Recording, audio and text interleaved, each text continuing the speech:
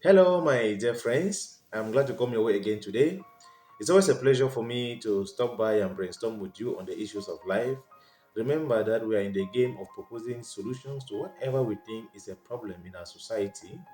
And one of the problems we have identified is the fact that so many people are praying but having very few or intangible results to their request. Yes, we know that the Bible says we should cast our cares on Him. Whatever is a worry, whatever is a pain, whatever is competing with our peace or our joy or our enjoyment, we have to pray about it. We have to take it to God in prayers, right?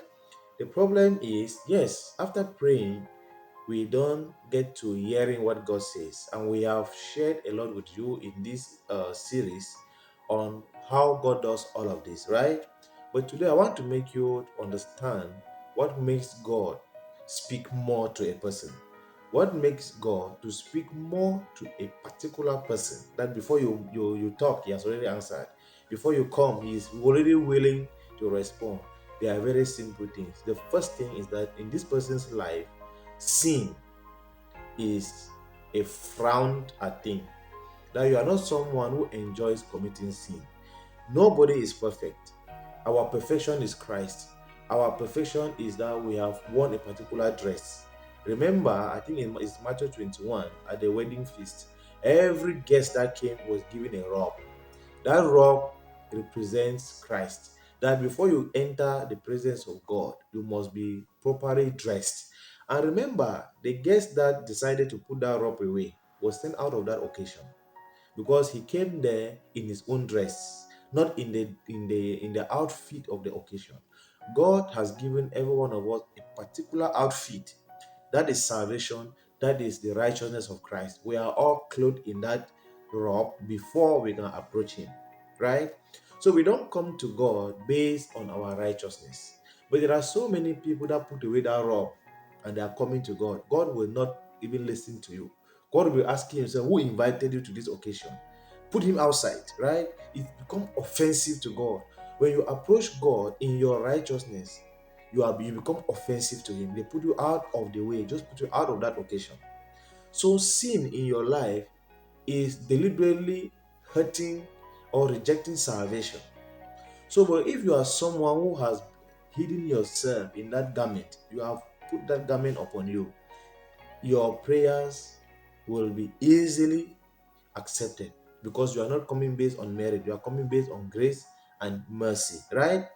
That is the first thing, that you have a proper understanding of sin, you have a proper attitude to righteousness, then God is disposed to easily listen to you. The second thing is your attitude to whatever God tells you. Obedience is always better than sacrifice. If you have either a disciple or a child or a student who easily obeys you, you know what happens?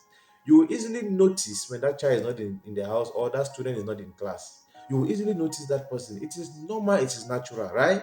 That it is you have an attention towards that person. Now, if you have another student who is always disobeying you, always doing but the opposite of what you asked that should be done, you know what will happen?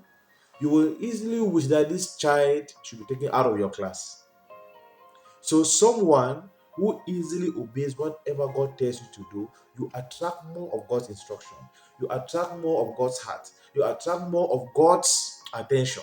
And God will be eager to talk to you. Even before you make a request, He's already answering you because you are an obedient student. You are an obedient disciple. You are an obedient follower. And so He will always speak to you fast. And sometimes He will answer even what you do not ask. Sometimes He will respond to even what you do not request.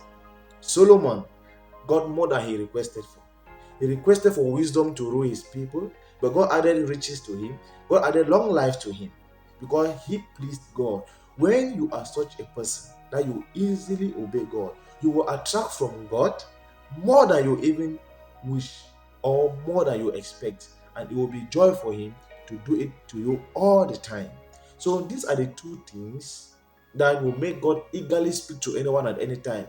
But if you quarrel with obedience, and if you are someone who fondles with sin, you are putting yourself in danger with God.